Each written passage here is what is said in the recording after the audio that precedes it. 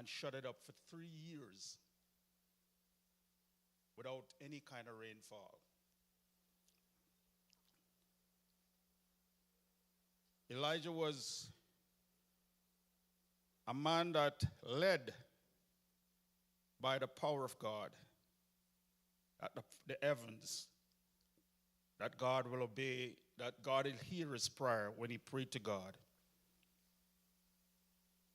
A man that outrun royal chariot. These are some of the things that Elijah did, just paraphrasing some of these things that Elijah did because of the power of God. Imagine the chariot, the king's chariot. I would imagine in my mind that the king's chariot would have some of the most powerful horses to pull that chariot. And based upon biblical history showing that Elijah was maybe 50, 55 and totally outrun royal chariot. Think about how powerful back in those days the royal chariot would be, because back in those days there were no cars. So it would be prepared for a king to do the duties of a king. So the royal chariot was equipped with some of the strongest horses to pull it. And the Bible is saying here that the prophet Elijah outrun the prophet Elijah outrun the royal chariot.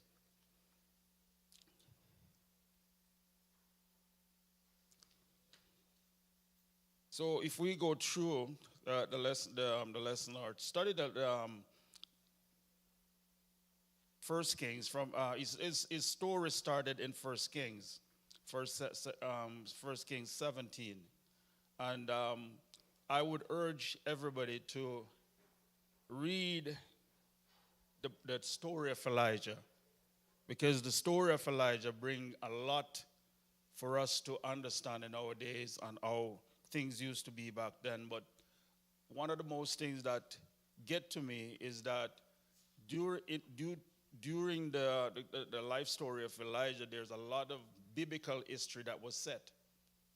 Elijah through the power of God, Elijah proved to us a lot of things that was impossible back in those days, are even impossible, look to us right now in our days, impossible. But by the power of God, all of these things can be done. Elijah make